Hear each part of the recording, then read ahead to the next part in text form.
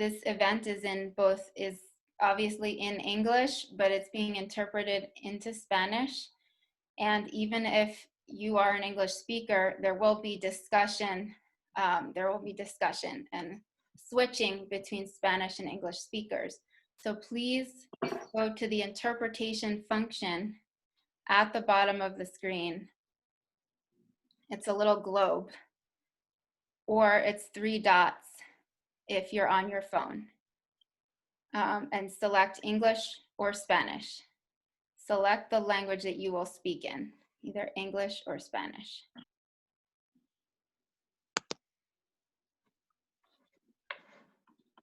And also, please put information about yourself, intro in the chat with your name, pronoun, organization, if you have one, cooperative name or idea, if you have one, and your preferred language, English or Spanish. Eva, we have a question from our interpreter, Denise. Are people able to hear in Spanish? Can we get a thumbs up from folks that are listening in Spanish? Yes? Great. Okay, thank you.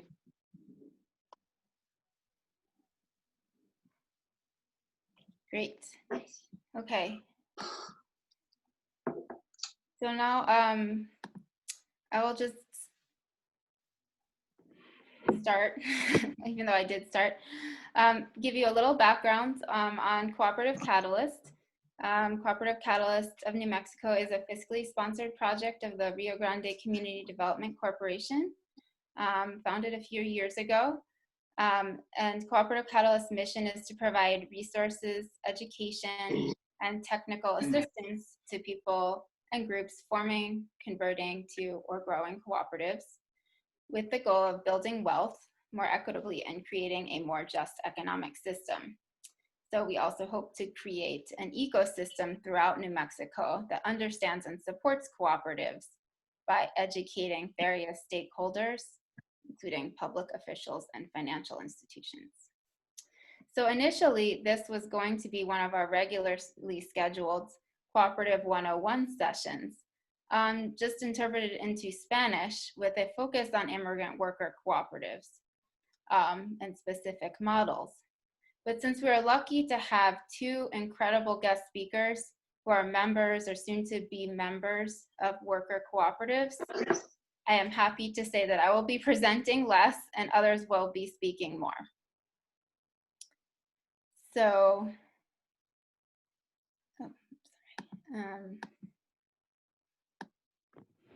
and so there's the slide in Spanish. I apologize, I am trying to do a number of different things for the first time. So I apologize if I don't always show the right slide or something. So here is the agenda for today.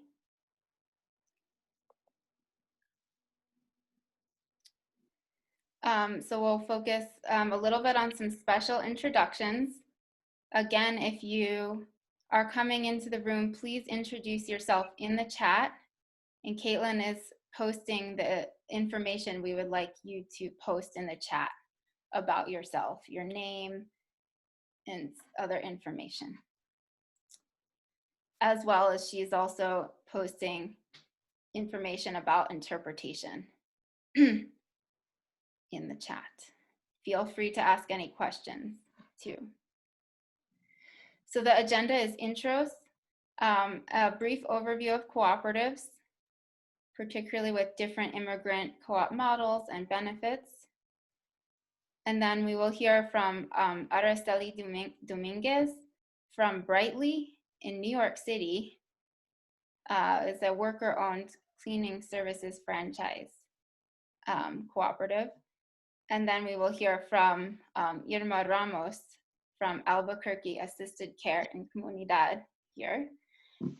And then we will either discuss breakout groups or we will either have breakout group discussions, or we can discuss some more specific elements of cooperative formation and have a larger group discussion. So we will ask you to decide what you want. Ava, Yes. before you continue, I just wanted to mention some people I think are having trouble hearing in Spanish. And if you select Spanish, you must mute the original audio. Is that correct? Is anyone having problems hearing in Spanish right now? You don't have to mute the original audio. It certainly helps keep everything clear and distinct. But I've gone in and out of all channels, and I'm not having any issues on my end. Okay, thank you for that. Thank you. Okay. A couple Continue. of additional, oh, it's okay. A couple of additional announcements is that we will be recording this event except for breakout room discussions. If you do not want your identity revealed, please turn off your video at the bottom left of the screen and use like a fake name or something. You can change your name by clicking on the little dots next to where your name is and then click to change your name. For security purposes, everyone will be muted automatically, so you will have to unmute yourself when you speak. And feel free to ask questions in the chat throughout. We'll try to answer as many as possible during our Q&A periods. If you can't type out your question, just say you have a question so we can put you in the question queue or line. So now we'll just take a few minutes for some people to introduce themselves if they want out loud. So you can take some of the information from that we put in the chat, your name, your organization, or particularly I would like some people who are working on immigrant co-op projects, maybe to introduce themselves and talk about a little bit very quick about what they are doing. That will not include Araceli or Irma because you will be speaking later. But other people, thinking about a couple of people who I may or may not be here. Miguel Acosta in Santa Fe, if you want to say a few words about what you're thinking about doing, or Hyen, or anyone else will do just popcorn style, just unmute yourself and start speaking for just 2 minutes or less, please. Does anyone want to introduce themselves to the group?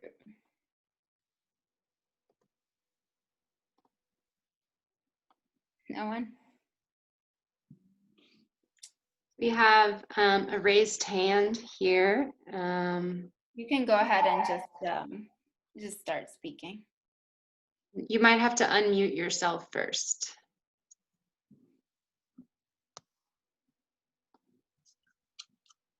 Sí. Hola, ¿qué tal? Buenas tardes. Hello, good afternoon. My name is Irene Dominguez. I am in the state of New York and I belong to the commercial cleaning cooperatives that is called Briley. We are an innovator group. We have only 4 years that we started these cooperatives in the Staten Island. We're a franchise and we belong to a platform that do cleaning work. My partner will talk about it later. Thank you. Thank you.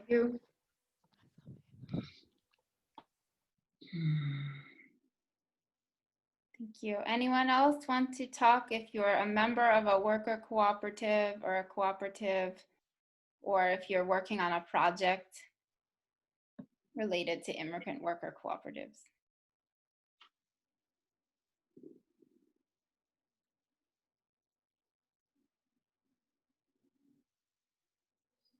Okay, everyone's shy. Anyone? Hi, Oh, I my name hear is someone. Delia Jovel. I live in North Carolina in Henderson County. We are forming the first farming cooperative with immigrants. We are getting technical assistance from BCCO, which is in Boston, in Massachusetts. And we are really excited to be able to be doing this. And this engages us in healthy eating and creating a space for healing amongst us and between us and the land. So thank you for the invitation. Wow, thank you so much. We are so lucky to have all of you here. We're a new organization here in New Mexico, and it's really amazing that we have people from all over the country here. It's really an inspiration. So I will now go ahead and just do a brief overview of cooperatives for anyone who's really new to this. So a cooperative is a business or other organization that is jointly owned and democratically governed by its members who come together for a common need or goal, who share in the resulting profits and benefits. And we keep the general definition broad, since cooperatives can be organizations that fulfill a need for their members, but there is no profit motive, or businesses such as worker-owned cooperatives where wealth building is a central goal and profit is distributed to workers. So this session will largely focus on worker-owned and marketing cooperatives of immigrants. So what makes cooperatives different from other businesses? Well, cooperatives, first of all, have various owners, also known as members, and they often have fairly equal governance rights with respect to decision making and rights to the profits of the business.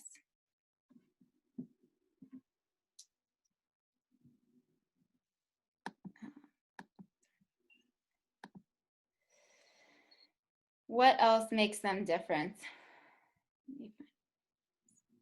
So simply put, members contribute to the cooperative in order to receive benefits or value from it. And that can mean many things. So, and that's really what distinguishes cooperatives from some charitable nonprofits. There's the slide in Spanish. And then democratic member control is key. And the idea of one member, one vote, so that every member, regardless of your investment in the cooperative financial investment, has one vote. It could also be one worker, one vote. In some large cooperatives, members vote for a board of directors that make important decisions, while a manager or coordinator and members might make other decisions. In small cooperatives or collectives, often formed as LLCs, which we will talk about a lot here, the small cooperatives and collectives, all members may be involved in collective decision-making and management as one body or through involvement in committees. Many immigrant worker cooperatives, including those featured later, will operate in this manner.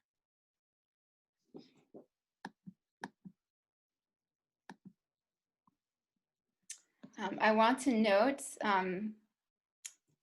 that the term cooperative is used broadly in at least 3 ways. It can be described, first of all, as an informal way for people to work together under cooperative principles. And the main cooperative principles are the ones that I just mentioned. It can also be a specific way to incorporate under state or tribal law. for example, as a cooperative association or corporation. And you can gain particular tax benefits from that, or it can be incorporated as an entity like an LLC or a corporation that operates on what we call a cooperative basis. And so sometimes it is important to operate on a cooperative basis with those specific elements, particularly democratic member control, if you want to use cooperative in the name. So there's this slide in Spanish.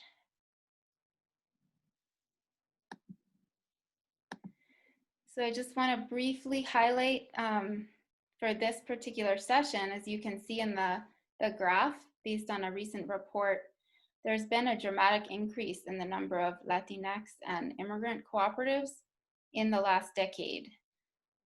So the main industries in which worker-owned immigrant and Latinx cooperatives have been successful include cleaning, food services, childcare, construction, and home care or home health care or caregiving.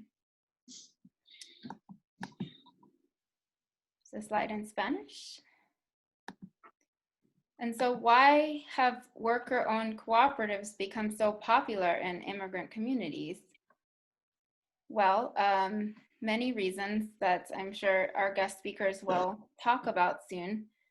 But first of all, it enables an alternative to traditional employment, to which there are barriers for many immigrants through business ownership. But the model is accessible for workers or people who face challenges starting a business on their own. So it's for those people who may not think of themselves as entrepreneurs per se, but they're interested in owning a business with others. And so for those who feel uncomfortable with or face barriers to successful solo entrepreneurship, co-ops offer shared rewards and sometimes risks through mutual support. And also through aggregation of resources for things like insurance, marketing, websites, materials, there is cost savings, which often translates into higher income and higher income overall for the members and more work opportunities. Also, when worker owners work together to set fair prices for their services, they do not undercut the price of their labor through competition amongst one another, between one another. So that also leads to higher income. And with a voice in management and decision-making, members can advocate for their own needs, like safe workplaces and flexibility, while also looking out for the needs of the business. So this workshop will not go into too much detail on legal issues. I would be happy, I'm a lawyer, so I would be happy to talk to individuals or small groups about legal issues. But I do want to say two things about immigrant worker cooperatives. They usually use two different models, and I believe that we will have people speaking about at least one model, and we will have a video about a different model. So the first is an LLC collective, where each worker is a partner and helps with business management in some way. And these are small, they usually have 3 to 10 members. The second is a marketing cooperative incorporated as a nonprofit corporation or a cooperative association. In New Mexico, it's called a cooperative association. So each of the members are sole proprietors and independent contractors with this model, typically.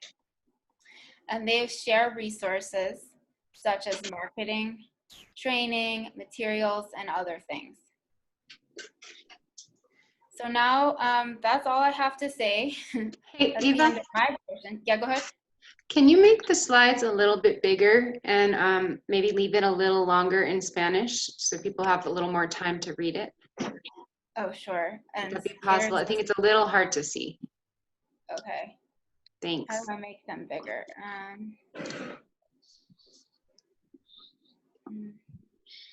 You can, I apologize, everyone, for this situation.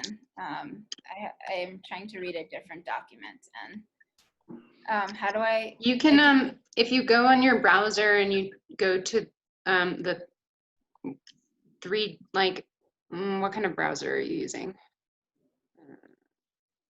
That was a little bigger.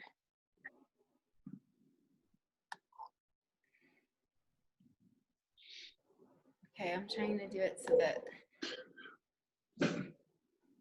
Well, that's the main informational slide, honestly. So right there is the slide in Spanish for everyone. We will send out the slides also to everyone, so everyone can access the slides again. Well, you know, I expanded your charts on my iPhone here by using that little, using your finger and your thumb to expand it. And then I could read it real easy. Okay, thank you. Thank you. There you go. And you can, yeah, you can zoom in there a little bit. Perfect. Thanks for bearing with us, guys. Does that work, or is that too zoomed in? Well, now some of the text is a little cut off, yeah. I don't know. I apologize, everyone. No. Well, that's honestly the last like text-heavy Okay. slide. So let's spend a few minutes on Q&A now for this portion. So any questions related to this portion, and then we will move on to Araceli from Brightly, but spends like 5 minutes. So if anyone, if we've received, Caitlin, would you mind reading any questions from the chat, or if anyone wants to say anything? First read questions from the chat, please. We don't have any quite You don't yet. have any? Does anyone have any questions about what I just talked about? Or other questions, like general questions about cooperatives?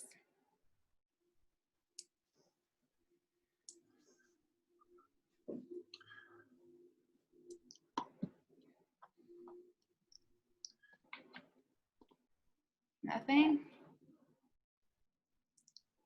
All right, well, we'll have another period at towards the end if you think of anything. But that leaves us right on time to move over to Araceli Dominguez, who we're so lucky to have. She will speak, she's, hold on, let me put this slide up. Can you see that slide? So she is with Brightly. It's a New York City based, she'll correct me later, but this is my understanding, is a New York City based franchise of worker owned cleaning services. And so Araceli will, and also if she's shy, I want to highlight that she's a co-founder and worker of the Staten Island branch of Brightly and newly elected member of the board of directors of the U.S. Federation of Worker Cooperatives, which is a huge organization. So we're so lucky to have her, and I think she has some other leadership roles as well. So I will turn it over to Araceli Dominguez. Make sure, okay, if you came in late, make sure that you go to the bottom of the screen and select the English, select the globe for interpretation and select the English channel, because otherwise you might not hear her. You might not hear the interpretation of what she says. And Araceli, if you could speak for 10 minutes and then we'll have, or around 10 minutes, and then we'll have some time for questions. So go ahead, Araceli, whenever you're ready. Ya. Buenas tardes. Good evening, New Mexico and all of United States. And thank you for the invitation to Cooperative Catalyst. I'm a Mexican. I'm 43 years old, and I'm married and have 2 daughters, 18 years old and 13 years old. I was born in Mexico City, and I grew up in the state of Mexico. I studied engineering in UNAM, and when I was 23 years old, I immigrated to New York City, exclusively to Staten Island, one of the counties in New York. I came here looking for opportunities to New York, to the United States. The things that I am co-founder of the first cleaning services cooperative in Staten Island. There's only one cleaning services cooperative, so it's been a little bit difficult for us. But in New York, there's a lot of support for cooperatives, so this has been really good for us. We launched our cooperative in less than 6 months. We were working before we launched. We've been around since 2017. We are co-founders of the only digital platform where you can schedule home cleaning services as well as commercial cleaning services. Right now we have 5 cooperatives. 4 are part of the Riley franchise and 1 cooperative that's external. I'm also co-founder of the first franchise called Opportunity. I'm also part of Opportunity. There's currently 4 Rileys. So the first one was founded in 2017, of which I am a part of. The second one, Riley Carl Garden in Brooklyn. The third one, Riley in Manhattan, and Riley Washington Heights in Manhattan, which was founded in 2020. We are currently in the process of forming another cooperative called Brightly as well in New York.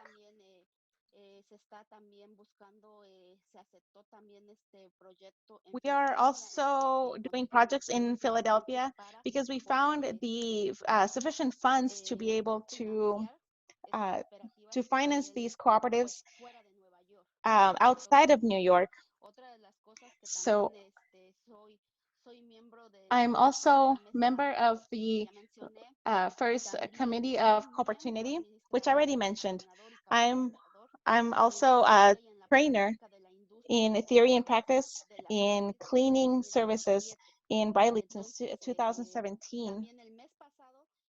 The last month, I applied for the Federal Association for Cooperatives. I was accepted officially yesterday, and I represented the East. But ultimately, I represented the nation. So there's been a lot of things that we've been doing to work. We've gotten a lot of support, and we've had a lot of opportunities come up. When we started our cooperative, I personally went to an open house to which we were invited. I didn't know that it was a cooperative. I'd heard about cooperatives in my country, but it's not really the same thing as starting a business. So I went to a meeting, I was interviewed, and I started to see things. I started to get information. I went to the next meeting, and so I started getting involved, and I started to learn what the concept of cooperatives was, because it's a style of living. It's not something that you learn immediately right away. This movement really started to involve me, and I became more interested, and I learned that cooperatives unite to improve the life of each person, to be able to grow.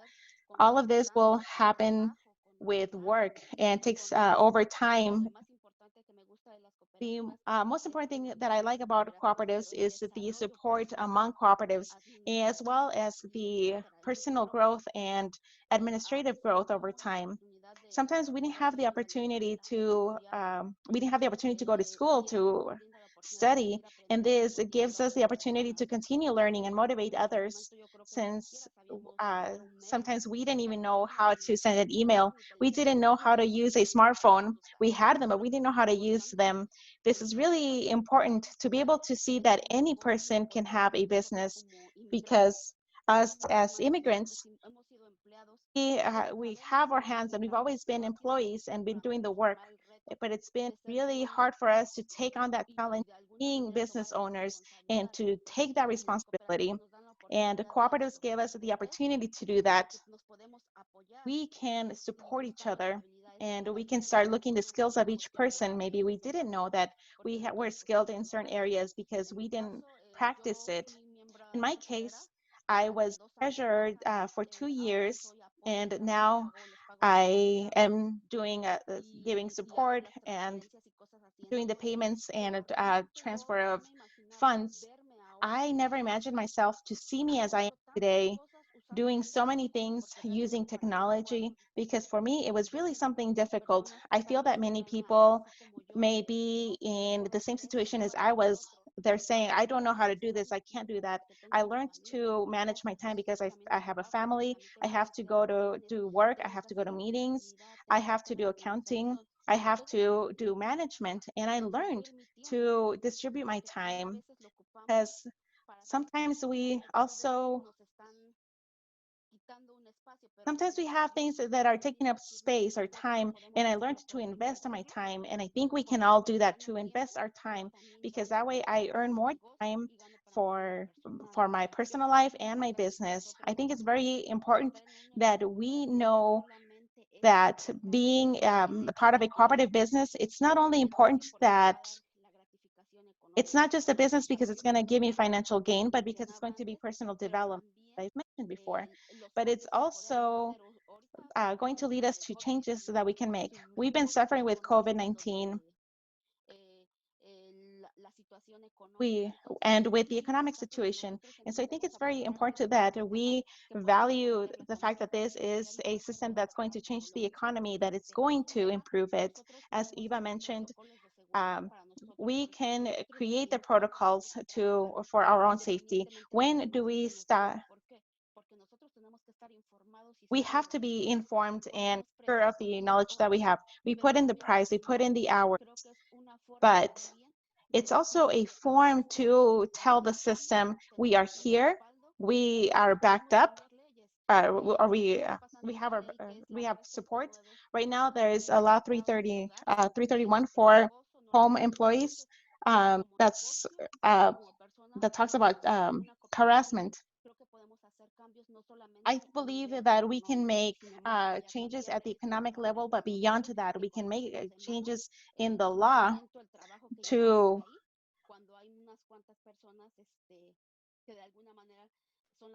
we can. So this can change the system so that everyone, so that there's equal distribution of richness, not only for some people. This is true change.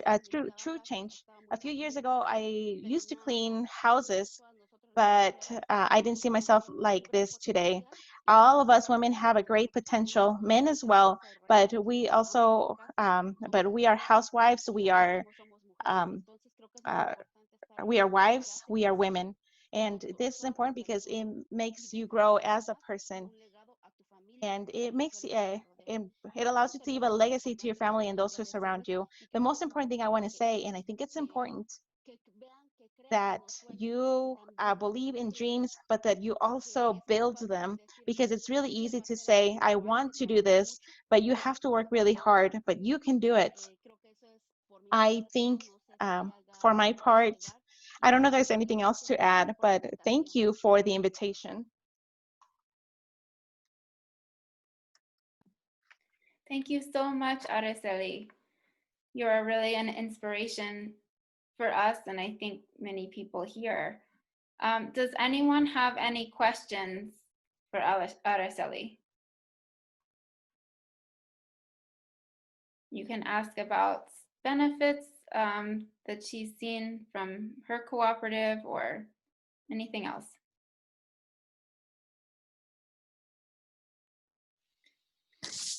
Tengo una pregunta para Araceli con relación a, I have a question for Araceli con relación regarding al proceso de the action constitución.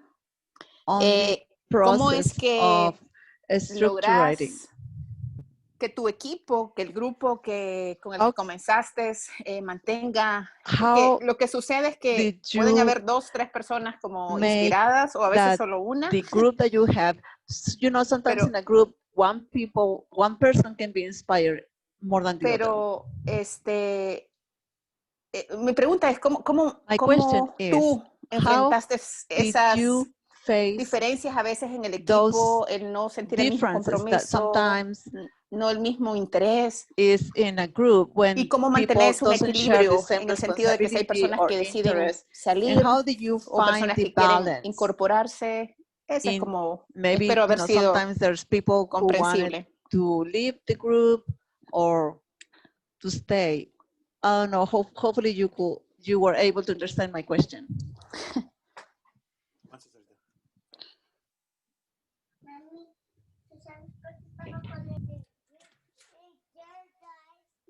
Araceli, Araceli, are you muted? Sí, no escuché la pregunta, disculpen, no sé si falló el internet o qué, perdón. Sorry, I wasn't able to listen to the question. Puedo hacerlo rapidito, Araceli. Sí, la pregunta era con relación The question is, ¿cuál fue tu experiencia en cuanto a The question is, what was your experience in creating your group and getting your members? Right now, I'm experiencing, we're in the process of construction. We see that there's people who say yes, and all of a sudden you can see that they are not really committed or they don't have interest. Many people think that having a cooperative means to earn money immediately, and it's not something that, for me, this is a lifestyle. And of course, if it generates money, that's great for everyone. But how do you maintain that equilibrium between people so that they're all committed within the group? And how do you maintain equality in commitment and work? And how do you manage when people decide to leave and that there's new ones who want to join the group? How do you manage that topic? That is, after starting a business, you begin to understand that that is one of the big questions, the $1 million question. For example, us as a cooperative, when you start a relationship like anywhere else, there's several people. We all have different ways of being, attitudes, different emotions. At the beginning, everything was perfect. We were all excited. We were all interested. But as we start going forward, people started to have different thoughts and opinions. Apologies. I don't know. Can you hear me? Yes. Okay.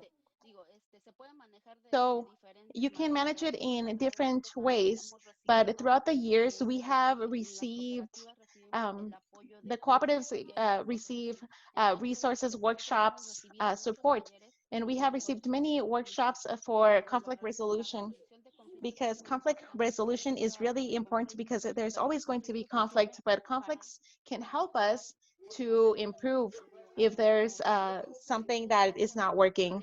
So then what do? There's protocols here for how to fix conflicts. If there's a conflict, what happens? You take it to the table, you talk about it. What are the questions that you need to ask? And what are the steps that we need to take? And how do you set a deadline to resolve the issue before it comes up? That's important.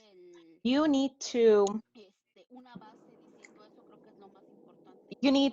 create a strong foundation. At the beginning, we didn't have that, and it was irritating us. It was dragging us down. At the end, that would tire us out. And at the end of the day, the ones who need to be here are here in the cooperative. And the ones who want to be here are the ones who are here. There are times when there are people who say this is not for me, and that's a personal decision, but it's a lot of work. But conflicts can exist because there's different opinions, but we're in a cooperative because it's good to hear different voices so that we can improve. We can, in that way, we can bring in all the pieces, left and right, up and down. We have many visions, but maybe we may not all agree, but we need to know how to solve conflicts and have a guide. This is not easy. It's like when you have a relationship with your husband, daughters, friends, you're going to keep fighting for that project because you are interested in it and you love it. It's just like you like your colleagues. If you're not doing well with your colleagues mentally, the entire business is not going to work. This is the most important thing. Conflict exists, but it helps us to grow as people. That's the most difficult thing that has existed and will exist, but we just need to know how to manage it. Thank you. Thank you so much. Unfortunately, I don't think we have any more time right now for questions. However, maybe we might have some time later. We do want to ask you to do a quick poll. So Caitlin is going to, you will give you a poll. You will see something on your screen. And you just try to select, if you can, decide which answer you want. So we're going to see if you want small group discussions, small group discussions, or more specific time to talk about cooperative formation, and a larger group discussion as well.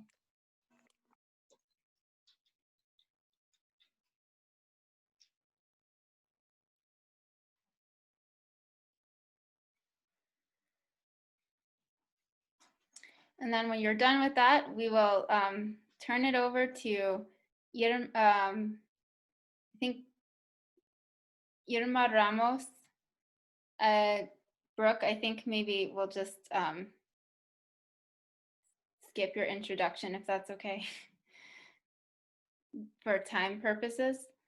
But we will be turning it over to Irma Ramos from Albuquerque Assisted Care and Comunidad.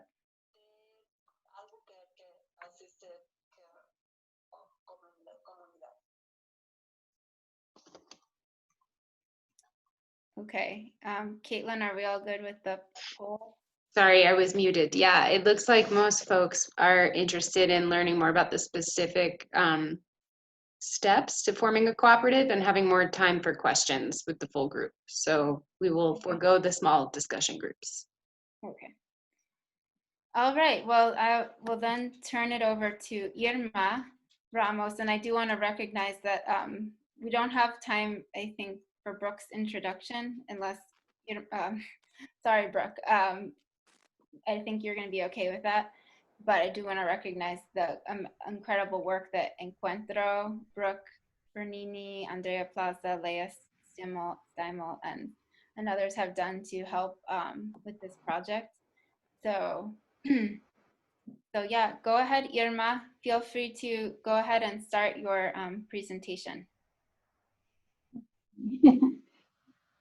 Thank you again for doing this. We're really happy. Okay, buenas tardes a todas. Mi nombre. Good evening, everyone. Buenas tardes. Mi nombre es Irma Ramos. My name is Irma Ramos. I want to talk to you a bit about how we got the idea of starting a cooperative. I am a graduate of a home healthcare aid at home that's hosted by Encuentro. Through this, I had the opportunity to learn a profession that is currently in high demand in the healthcare industry.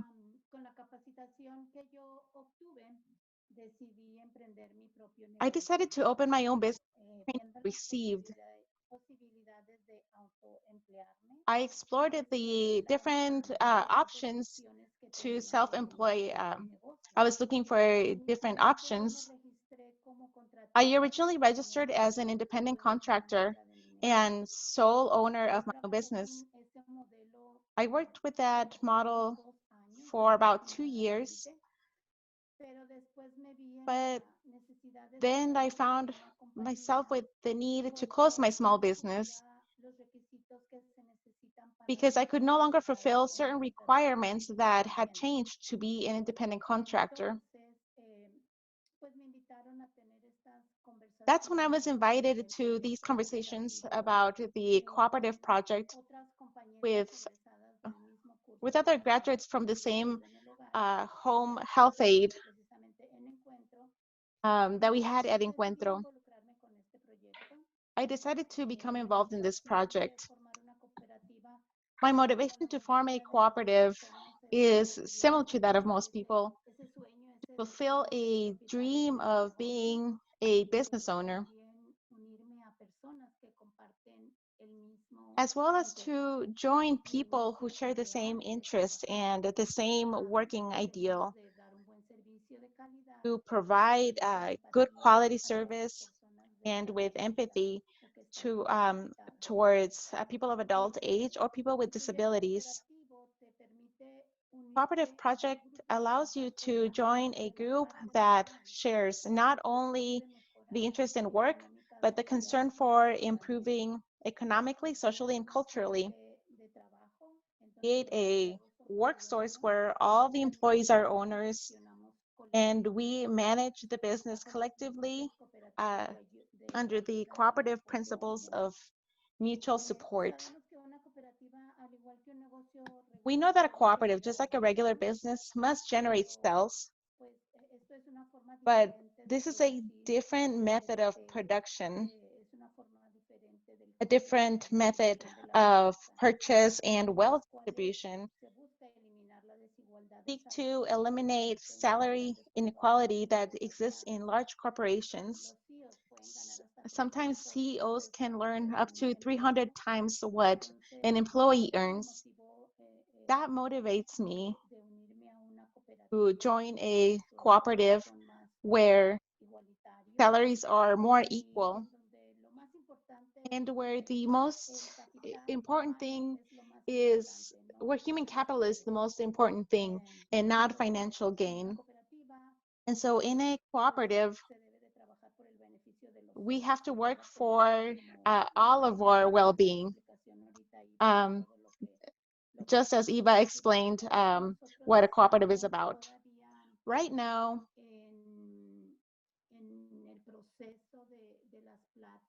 we're still in the process. We're talking about forming our cooperative.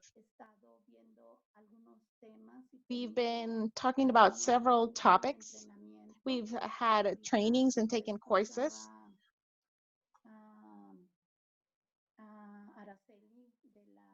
As I was listening to Araceli talking about her cooperative, it's true that it's difficult sometimes to work in a group, but there's benefits. Just as there's difficulties in learning to work as a group, there's also benefits. Of course, there's going to be disagreements and discussions, but having those conversations and discussions is how you get you find results. Those decisions must be made in a group. That's how we know that we are learning. We're learning to do collaborative decision making. We're learning to plan, facilitate our meetings, to create our agendas. We have discussed the mission for our business. How are we going to do it? Why are we going to do it? Where are we going to do it? But most of all, what value do employees have and the client have, as well as the community? We also have our vision. Where do we see our business in the future? What impact is it going to have in the community? We've also been working in what are the values of our business. Our values that we share, just like we know that mutual support and aid, responsibility, solidarity are values that are really important when you're thinking about forming a business.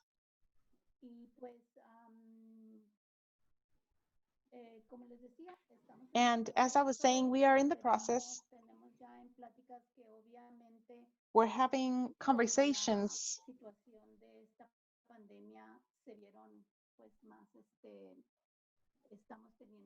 due to the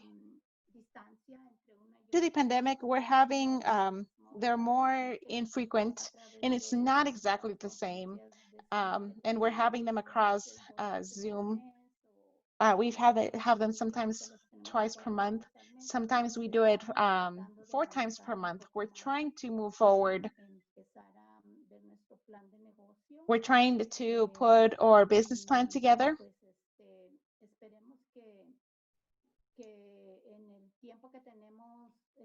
We hope that in the time that we've been working, we've moved forward quite a lot. We have the basics, or the basis, the foundation of what we're doing, what we want our business to do.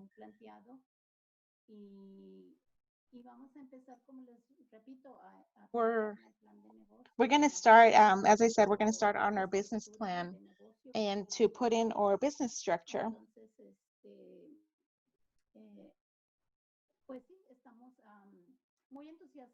We are very excited to form this cooperative.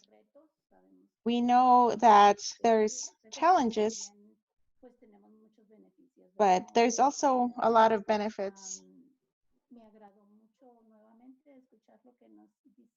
I was very happy to hear what Araceli said, because out of that small group that they have over there, they've expanded a lot. And we have that vision as well for our own cooperative to grow, and for it to be an example for our community, for the immigrant community here in Albuquerque. We have the opportunity to self-employ. As we see, we have to get training. There's a lot of support here in the community in New Mexico. So if anyone is thinking about organizing a business, I suggest these cooperative models, because you can have, some people may have certain abilities and skills, but for a business, you need to have different people so that multiple people can be thinking about those things. So you don't have all the responsibility for everything on your own. If you form committees, everyone can take charge of a certain function, and so it makes things easier. That's all I wanted to share today. Thank you for your time. Thank you, Irma. Thank you so much. Does anyone have any questions for Irma about her cooperative? Also, before questions, please, for those other members of Albuquerque Assisted Care and Comunidad, can you please raise your hands, because I know that some of you are here, and I just want to recognize that all of you. So can you all raise your hands? I think Raquel was there, so everyone can see. And if you want to add anything, like, feel free to introduce yourself or add anything.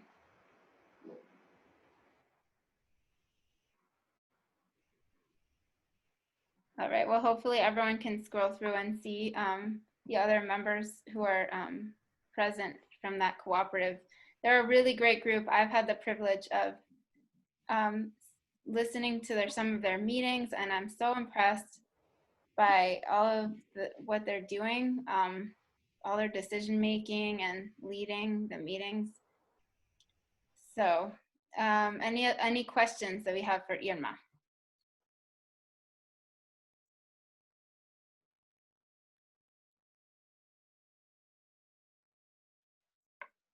Questions in the chat?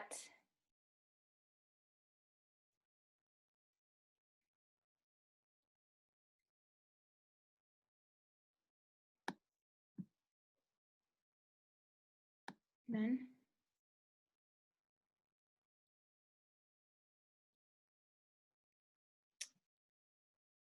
Okay.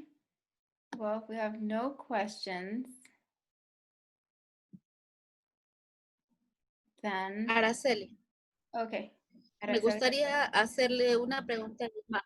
Creo que es muy importante saber que ustedes están I would like to make a question. It's very important to know how you are developing your cooperative. And I would like to know if you have received the support of the other developers or associations, or did you have the initiative to look for that support? Because I think that can make a difference. Here in New York, I have listening that some people have formed their cooperative with the support, but is they look and they get the support, but it's different when they offer it to you or when you look for the support. Yes, like I mentioned, I took a course training for home health aid. It's it's an organization here in New Mexico that supports the immigrant population, especially in education. They are supporting us, all the graduates of their class. They are helping us to seek self-employment for those of us. They're helping us, those who have barriers to work in normal companies. This is an option that we have, and we are receiving all of our support through Encuentro. I'm not sure if anyone has anything else to add or if I answered your question. Yes, thank you.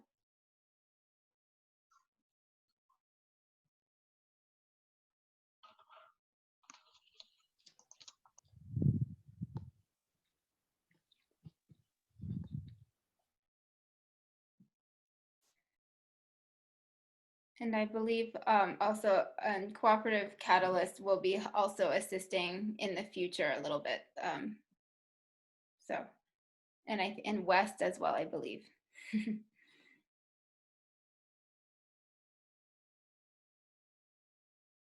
Does anyone, I think unless anyone has a really urgent, important question, I think we're going to move on, but I'll just pause for a second if there's a really important question. And I want to thank you, Irma, again. We really appreciate you speaking. Okay, so now we're going to, it seems like people were interested in learning a little bit more about some of the specific steps to forming a cooperative.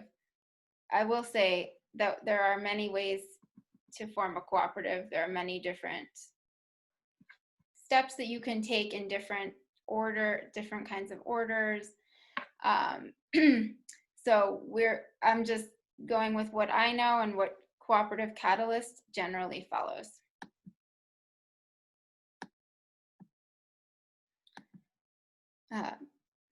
So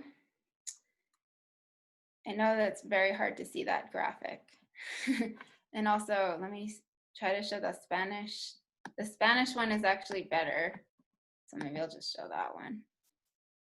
It's very small, but let me.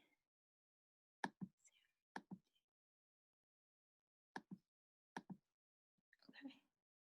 That's the Spanish, and the English I'm honestly just going to read. from my notes. So basically, developing a cooperative is fairly similar to other businesses.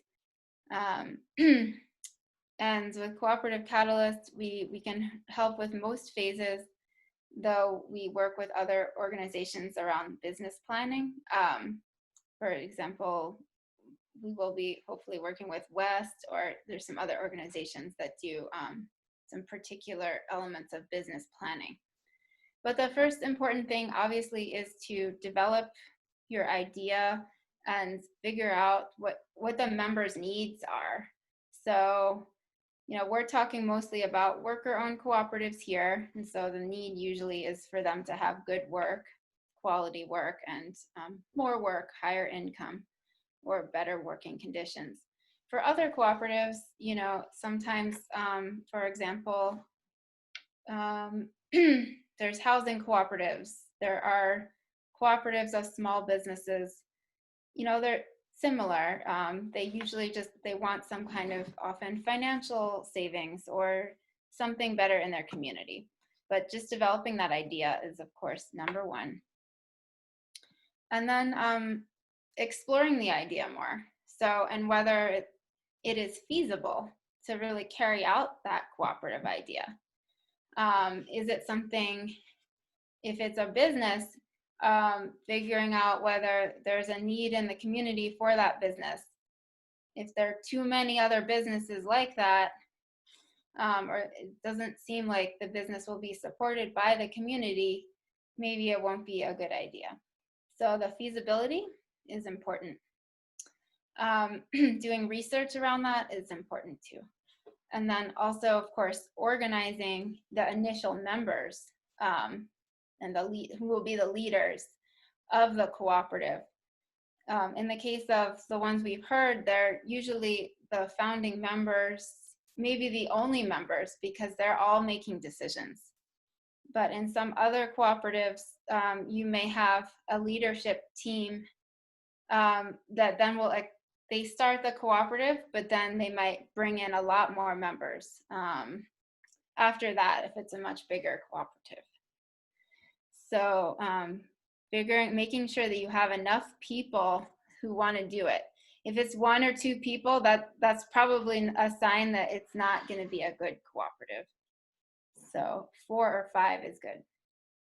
Organizing them and building the group cohesion, you know, and that's what Albuquerque Assisted Care and Comunidad with Encuentro has done a great job of building in member decision making and group cohesion, and so that the group works together well from the beginning. I think that's very important.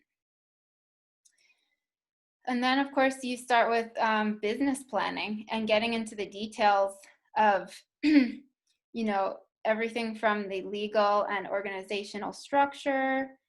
That might mean the type of legal structure that you will incorporate under. So LLC, you know, nonprofit, whatever, and also the member structure. So will it be like all the members are making decisions together, or will there be elections for a board of directors? So figuring that out in detail, and the member benefits in detail. So why do members really want to be part of this? How are they benefiting? What will their income maybe look like, for example? Figuring out the financing, you know, how some cooperatives require a good amount of money to start, you know, to get the cooperative going. And so figuring out if they need a loan or they need some grant money, which is hard, or, you know, a GoFundMe campaign, or if they need special investors. So that's all important. And then, of course, you know, their budget and market analysis, learning about you know, how the finances of the organization will work, the break-even analysis, they say. So making sure that the numbers add up. If there's a lot of equipment that the cooperative needs to buy, you know, is it really what it's important to think about how that will be funded. And then, of course, there's different ways to do it, but some groups, after their business planning and they choose their entity, then they will incorporate. They will actually incorporate at the state level, and then start actually fundraising to get the money for this startup capital for their organization. And then, you know, they would finalize their bylaws, maybe that's before, and their operational policies and procedures, contracts, things like that. You could do those earlier on or later. It's all a process. It's kind of a circular process where you have to kind of think about all of these things and then finalize them later. And they all build on one another. And then you might admit additional members, and then of course launch and do marketing. So it seems like we have some questions from the chat. And feel free to keep going with questions. But the first question, it appears, is are there any affordable options for co-ops to provide health insurance to their workers? I am the only, so sometimes we have other people from Co-op Catalyst, but at these sessions, but I'm the only one here. And so I'm gonna try to answer this question, but we can also get back to you, hopefully with an answer. And anyone else is welcome to speak up.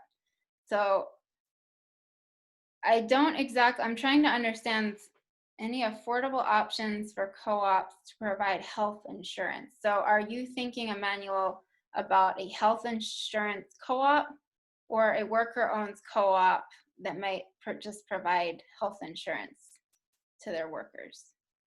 Would you mind clarifying your question? I think I understand. And so I think I understand the question, and my understanding is that the U.S. Federation of Worker Cooperatives, I don't know very much about it, but they have if you become a member of the U.S. Federation of Worker Cooperatives, they have a health insurance plan that all of the worker owners or the cooperative can be a part of, and it's more affordable than just going and trying to find regular insurance. So that is one option that I've heard about. But I otherwise may not understand the question and don't have another suggestion. Do you want to clarify though, Emmanuel? It looks like Emmanuel has left, but I did see that Araceli had her hand up, so maybe she has something to add to that question. Okay, go ahead, Araceli.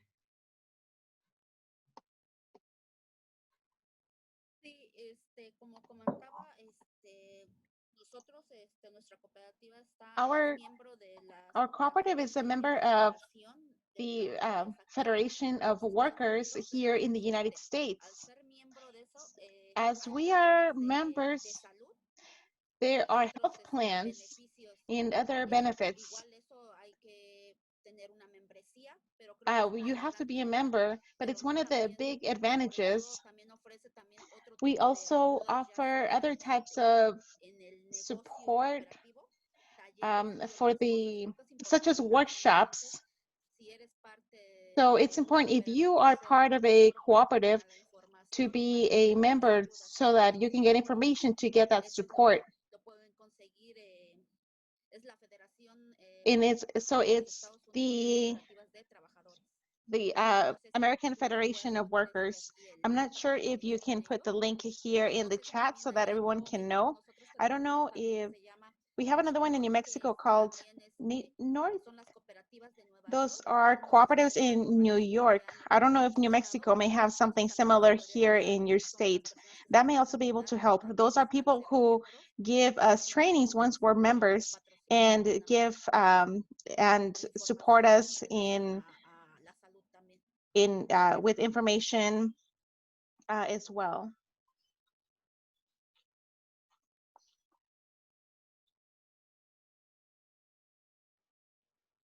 Thank you for that.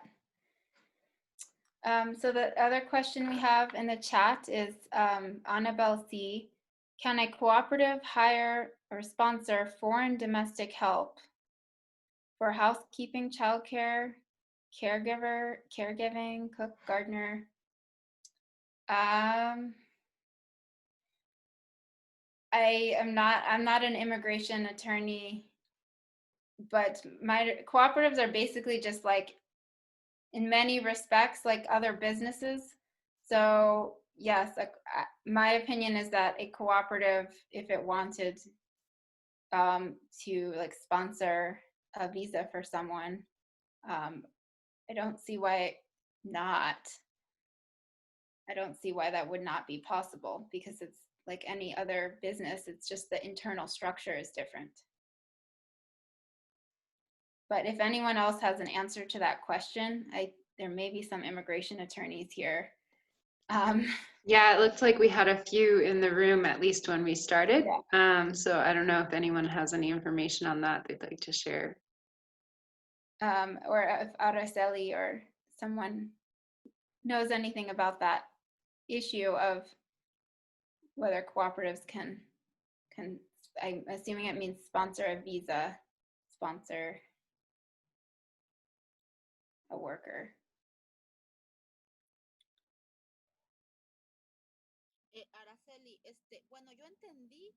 What I understood, more than visa, I know that we can hire services like an external contractor. I think that's what I understood from the question. And yes, you can do it. And I think that the most important thing is to keep in mind the principle number 6, which is support of cooperatives amongst all cooperatives. So we create a circle.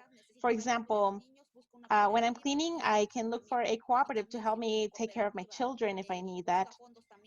Or a cooperative can look for funds to support you in meetings to help that cooperative while you're having a meeting. I don't know if it's talking more like what you mentioned, Eva, or if it works like that with in terms of support amongst different cooperatives. Thank you. It seems like it's something to do with foreign. Annabelle, parece que tiene algo que ver con el extra. Oh, sorry. I was just going to say, Annabelle, would you like to clarify your question out loud?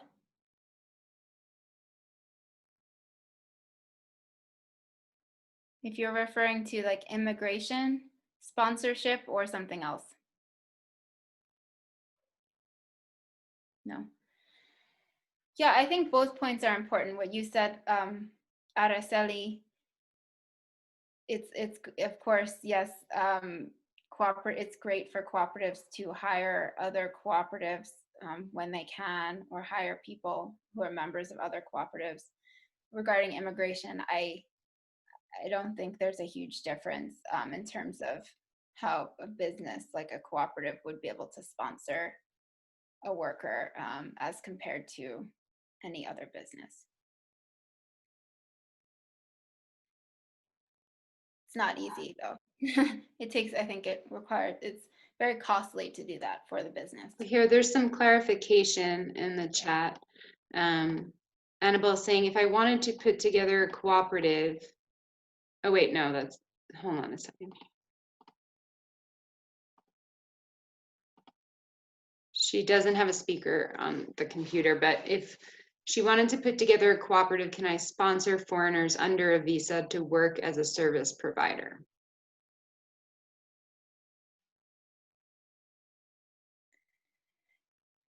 I think that's just not something I personally will be able to say yes or no to. So why don't you, we're actually nearing the end here, and you can contact us and I can try to research that issue for you and get back to you on that. We'd also love to learn about your cooperative idea. Are there any other important questions before we'll show a quick video. Looks and like then, we have one more raised hand from somebody at Brightly, Serena. Did you have something you wanted to say?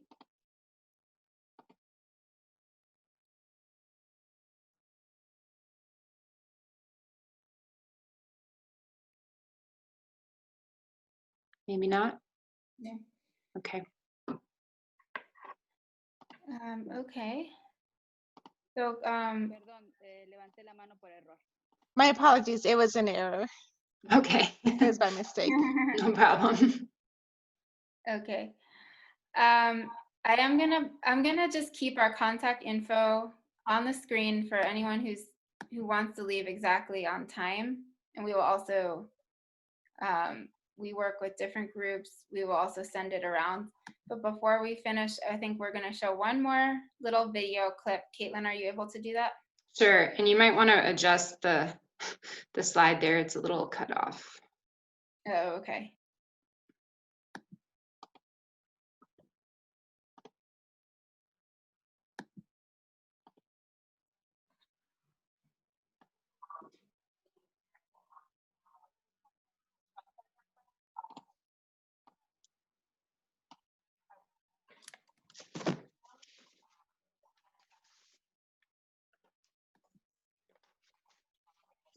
Caitlin, we can't hear your audio.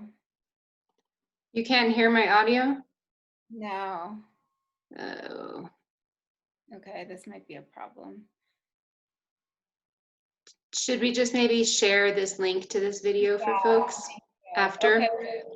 Yeah, this was going to be about Beyond Care, which is another New York City cooperative. I'm sure Araceli is familiar.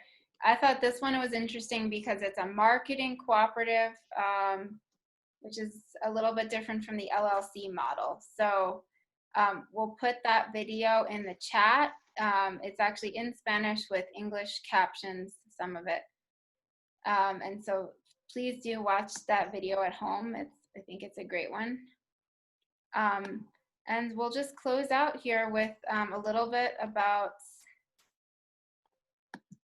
cooperative, just we work with Cooperative Catalyst in New Mexico. We work with various kinds of co-op models and industries, including artist co-ops and agricultural co-ops. Caitlin is our expert on that, and all different kinds. So if you have an idea, just let us know, and we will of course do free consultations either for the whole process or at least a few meetings at the beginning.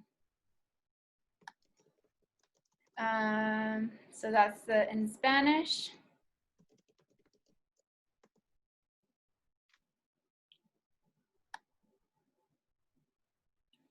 And this is just a little bit about, like we can help you develop your ideas at the beginning.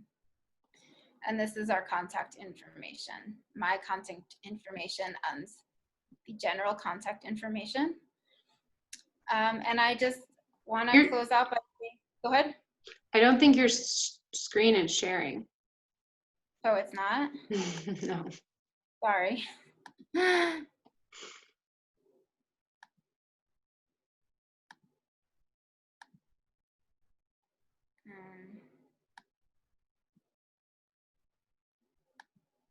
Okay. There you go. Well, that's my contact information. These are just some slides, and I'll just end with my contact information and our contact information. We are really, really grateful. This was a great session. We're so lucky to have people from all over the country who are inspirations, and I will ask them if maybe they're able to share their contact information to see if anyone has questions for them. We will also be sending out, look for an email with with an evaluation, which is very important. It's really important that you fill out this evaluation. It will be in English and Spanish. It's just important for us to be able to provide free or low-cost services or grants and we will send out the slides and for some people the recording of the presentation if they didn't, I think to everyone or for those who didn't attend. And we really just thank everyone for participating and coming, and feel free to ask us any other questions, you know, via email. And if you don't, and then we can schedule a time to meet. So if there's any, are there any other last thoughts or comments before we close this out?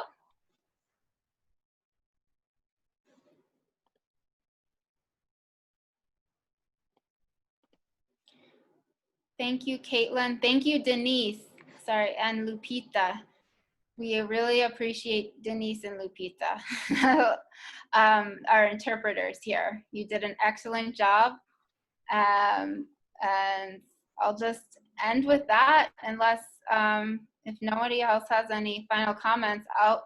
Caitlin and I will stick around for a few more minutes for any other questions or comments that you might have for us. Other people, of course, if anyone else, like Araceli, if you want to stay around, that's